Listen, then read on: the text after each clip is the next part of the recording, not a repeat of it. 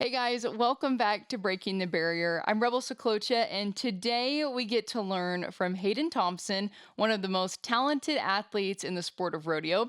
She's a two-time college national finals rodeo all-around cowgirl and the 2024 Women's Professional Rodeo Association all-around cowgirl. And conservatively speaking, if it exists, she probably has won it, or if she hasn't, she has her sights set on it. Haiden, thanks for joining us. Well, thank you so much for having me. I'm excited. Yeah, well, I'm really excited to visit with you today and kind of learn about the progression of your rodeo career. But, even the best of the best had to start somewhere. How did you get your start with horses and rodeo and kind of where did that foundation come from? Growing, my parents had a big ranch, and so I've always grown up on horses. And then my two older sisters got a little more interested in the rodeo side of things, and I kind of just watched them growing up doing it, and I loved the competition side of it and the strive to win. So that always really excited me, and I got into it. And ever since then, I just had an itch for it. I think I started competing when I was 7 or 8, and I've never looked back. It's been a blast.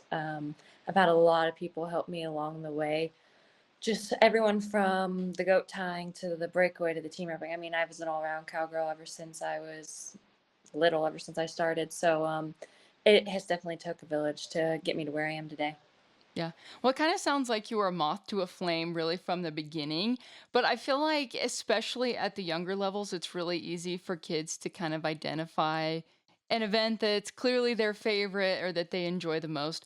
Why do you think you started out so level on all of your events and kind of just continued that through the years? Um, well, like I said, I was an all-around cowgirl, so I honestly loved all the events. I don't think there was when I was little there was like a favorite event, but being able to do all of them was honestly kind of helped me for the better. I was never really put in nowadays, never really I guess, a high pressure situation just because when I was little, I had to handle all of them at one time, it felt like. And so nowadays, I'm just kind of breakaway roping. I graduated from Gillette College, and so I've just been hitting the pro rodeo and the breakaway roping. And so honestly, it's easier now than ever just being on one event instead of feels like 15 other events. Yeah, I'm sure that's a breath of fresh air for sure. Well, it's something that's interesting in people that win at all levels or really in any sport is it's so interesting to hear where people's competitive edge comes from. It sounds like you've always been competitive, but is there like a certain rush you get from competition or what just really feeds your competitive edge? I like that question because I actually have 7 siblings. And between all of us, we're all very competitive. So whether it's in the arena or out of the arena, I dislike losing with a passion. Like I hate it. And so having those 7 siblings push you, whether it's in the arena or not, having them there to push you and just having that everyday competitive and competition, I guess, like lifestyle, definitely has made my rodeo arena look I outspec, I guess you could say. That's where my competitiveness has come from, I'd say. Yeah. So even if you're practicing at home, you're basically at a jackpot just competing against your siblings. Like you're never actually just competing by yourself. No, absolutely. I mean, my little sister Hadley, she's super, super competitive herself, and she's been super successful in her career also already. So just being able to practice with her and making each other better is honestly a huge, huge thing for me also. Yeah. So obviously you started your career going to junior rodeos, little britches rodeos, that sort of thing, had success there.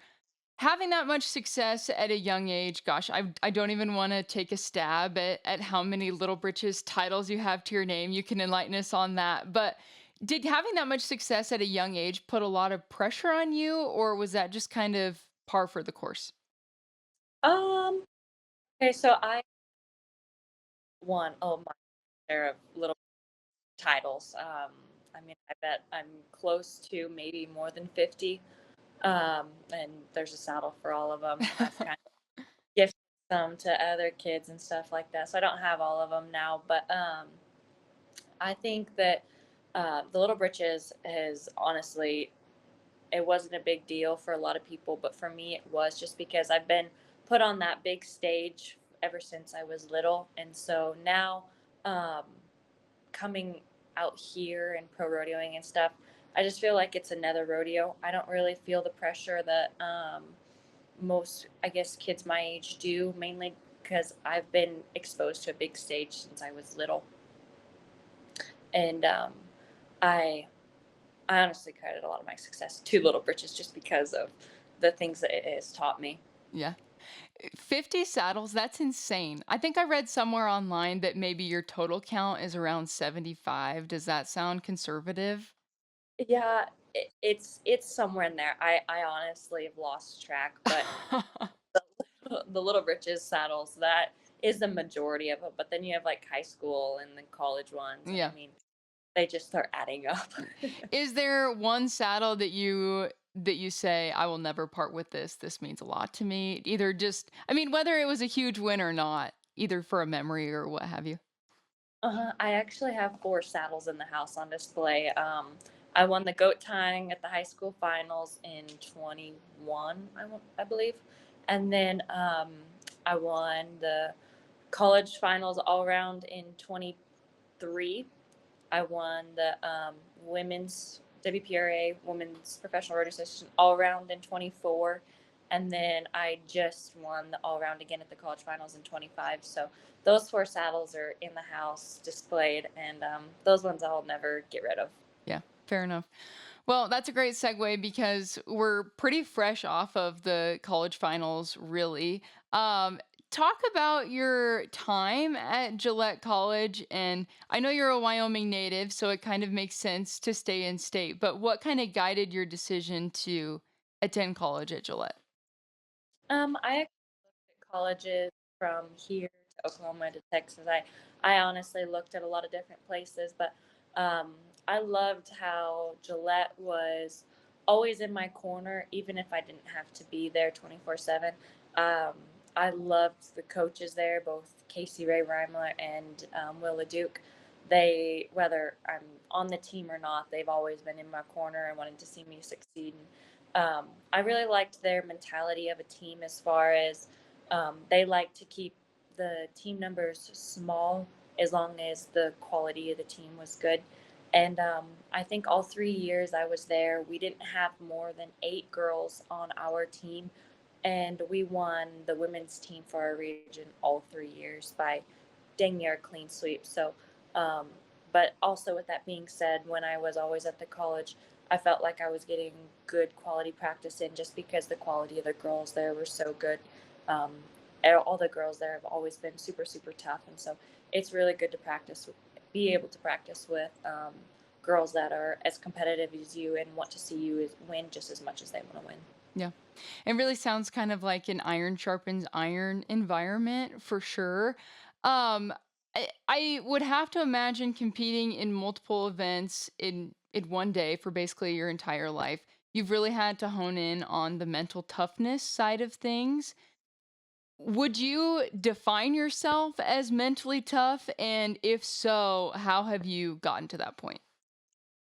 Um, I would say, I mean, I would define myself as mentally tough. And no, I'm not perfect. There's a lot of things I still have to work on. Don't get me wrong, but I I want to say a little bit was, I got maybe just naturally there. I mean, I've definitely read my fair share of books and done my fair share of things on being better, not only in the arena but out of the arena also, just as far as the mental side of it. But I I don't want to say I was just born with it, but having 7 siblings, I have seen how hard it comes for others, and um, I think that was one thing I was a little bit blessed in, because I think that one came to me a little bit easier than I've seen my other siblings. But um, I do love my fair share of mental strengthening books, so that's ridiculous. Well, for those of us who are also interested in that type of stuff, is there a book that you would recommend to others that has really helped you or has helped people you know? My favorite one is probably Winning, and it's by Tim. Man, I can't say his last name right now, but it's Winning. He writes a lot of books on when he was teaching Kobe Bryant, and I mean he was a big mental strength coach for a lot of the basketball players, and I mean for a lot of clients for many years. He's a very successful person, but he's wrote several books, and I've read all of them. But the Winning one is definitely my favorite.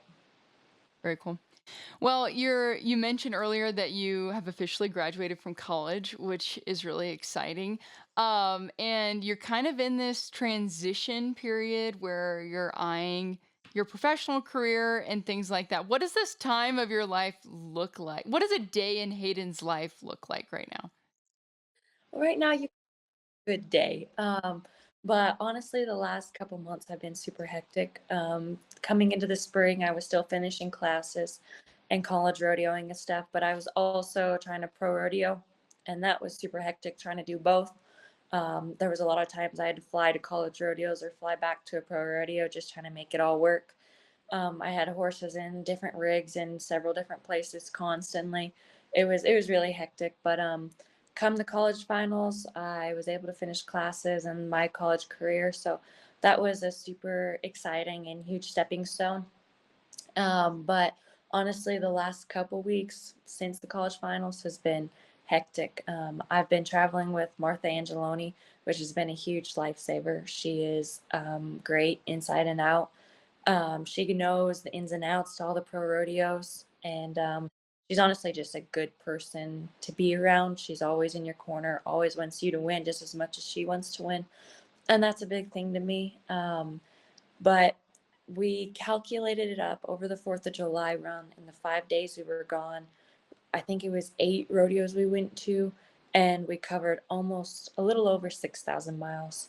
So, in just those 5 days. So, it's been crazy, really crazy. Lots of driving, lots of roping, and very little sleep. It sounds like it. You're like a certified road warrior at this point. I It's so interesting to watch this transition because I feel like most college athletes, I guess, kind of have a I don't know what you would call it, but they come to a crossroads at the end of their collegiate rodeo career in deciding what step is next for them. But obviously, with your dominance, I feel like it was maybe an easy choice to hit the road professionally or hit the road full time. What kind of factors influence that decision for you in deciding to take that step? Well, I think ultimately that the breakaway roping has grown so much in the Professional Rodeo Association that honestly nowadays you can almost make a living doing it. Like Martha, she's probably one of the most successful people that do it, and all she does is rope for a living. And honestly, she inspires me because one day I'd like to do the same thing. But she is super, super successful, and honestly, I'd like to kind of do the same thing. And honestly, if breakaway roping wasn't as big as what it is right now, after I graduated college, I might have hit that crossroad. But honestly, I've worked my whole life to be this good, and I haven't come all this way just to stop now. So once I seen that window of opportunity with the pro rodeo, I knew I had to jump right in. Yeah, absolutely. This is just an off-ball question, but if rodeo was not on the table, what would you be doing for work, or what would your life look like if rodeo was not an option? Boring, probably.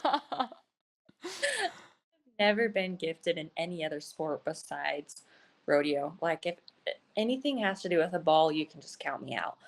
So, I don't know how any of the other sports would have worked out for me. I mean, I'm as competitive as I am. I'm probably sure I would have been decent at something. But as far as work, I've always found that really like real estate has always been something that's been really fascinating to me. And so for some reason, if this radio thing doesn't work out, then that's probably what I would do. But hopefully I can just have to stay away from that, not have to rodeo for, or not have to industry for a while. Yeah.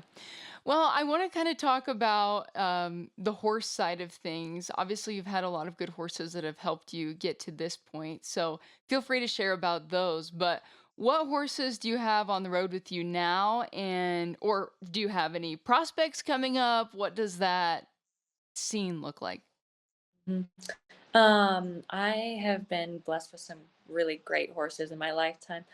Growing up, I had these two that I won everything on for as long as I can remember. They were, I guess you could call them unicorns. They were once in a lifetime horses.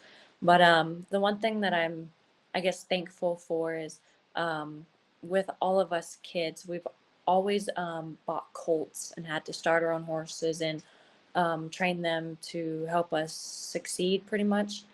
And I think that's a super rewarding thing to do just because the two horses that I'm have on the road with me right now, that's Tom and Foxy. They, I started, well, I guess Tom, I started him from the ground up. He didn't have any rides on when we got him. And now he is a very high dollar horse that has helped me win a lot. And same thing with Foxy between my older sister and I. We started her in the breakaway and did everything with her. So being able to win on a horse that you have put all your blood, sweat, and tears into, it makes those wins just that much more special. And I definitely couldn't win without those two, especially Foxy. She's a very difficult horse at times, but she has helped me win more than I can count. Absolutely. Well, I think it's so cool to hear your experiences with Martha going down the road, but as you kind of reflect on things, who are some other mentors that have helped you along the way that you really point to and credit with some of your success? Um, right now, the big one's Martha. I definitely couldn't be winning or doing the things I'm doing without her right now. Just the entering part alone, she's a master I swear, and I don't even understand half of it. You can ask her. I have blonde moments, I think, on the daily. But I guess throughout my career, definitely some of my biggest mentors are definitely my parents. They've been a huge support and backbone to me for ever. They, even when I don't believe in myself, they've always believed in me, and they've been definitely the best. But I would say another couple people would be Carol Hollers. Definitely started my breakaway roping career. She taught me definitely how to swing a rope, I guess you could say. And then Jordan Thurston, she helped with our goat tying, and I've had a lot of success in the goat tying, but so did she. So I'd say I definitely learned from a good one there. And then I guess as far as like the mental side of it, Tom Carney, he's helped me a lot on the mental side of it. He's helped a lot of people, but he's helped me a lot. Like I definitely couldn't be as mentally tough as if it weren't for him. Even now to this day, I'll call and be like, "Hey, I'm struggling and I really need your help." And he always makes it seem like my problems are really, really small, which they are. Yeah. No, that's awesome. Well, I'd love to know, what does your goal setting process look like? Is that a formal sit down written process, or are you just constantly chasing the next thing? Um, I think I don't have it written down in pen and paper, but honestly, for this year, my goal is to win the Rookie of the Year for the breakaway and obviously make the finals. I know it's going to be a little bit harder just because I didn't get into very many of the winter rodeos this winter, and those all have a lot of money added. So I'm just been trying to go run one rodeo at a time this summer and kind of see what happens. I do like looking at the end goals, but at the same time, you can't get to the end goals if you don't focus on your job at hand that day. So I kind of try and live it day by day, and as long as I do my job that day, then the goal at the end will come true. Absolutely. Well, for any young rodeo athlete who is listening to this and is inspired by your story, what advice would you offer them as they start their careers? A lot of talented kids. I do my fair share of clinics and help the younger generation, which I love to do. But one thing that I would say is definitely the make or break when it comes to being successful is definitely the mental side of it. Whether you think you're good or not, you always have to work on it. And I really think that the mental side of it can make or break your career just because you can have all the talent in the world, but if you can't handle the pressure or the mental side of it, then I think that your chances of winning are a little slimmer, that's for sure. So I would say mainly that the mental game is very, very important, and to always, always, always be working on that as well as the physical side of it. Yeah. Well, I always have to do a fair share of internet stalking before these conversations just because, fun things kind of come out of the woodworks there. But I was reading an article and one of your college rodeo coaches had a quote in this article that said no one outworks Hayden.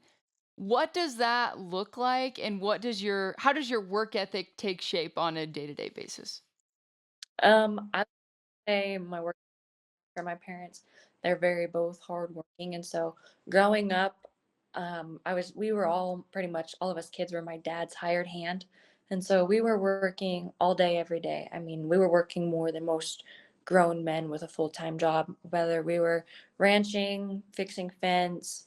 Um, I mean, we were doing everything from the age of 6 to, I mean, if we could be outside riding on a horse or working, we were doing it. And so I never had the mentality where you could just sit around and not doing anything. And so honestly, it's crazy being out here in the summer just because you sit in a truck and drive for so long. It's almost boring. Like I know driving always is boring, but just not being able to work all the time is just something that I really had to adjust to. But I think all of that has played a huge role into my rodeo success, just because I've always been striving and wanting to do more. Like I'm not afraid to put in the work, and I think you definitely see it in the results. Absolutely.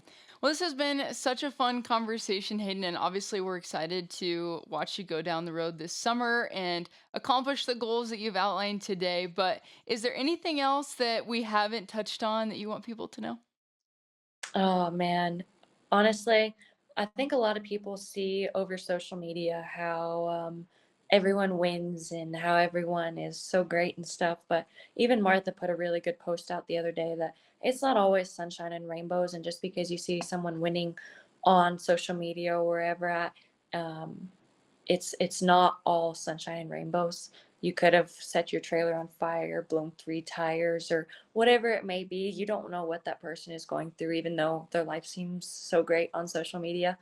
And so I think that that's something important that everyone should understand when you're like watching people on social media, because honestly, it takes a village to do this. I mean, I have several great sponsors that help me get up and down the road all the time, and great family and friends that would do anything to see me win, which is honestly what someone needs to be successful. But there's so much that goes into this life that we live, and I definitely couldn't do it by myself. So I just want to say thanks to everyone who has the support and wants to see me win. I think it's pretty meaningful.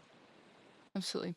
Well, it has been so fun to get to know the human being behind all of the incredible headlines here recently. And Hayden, thank you so much for spending some time with us and sharing your story today.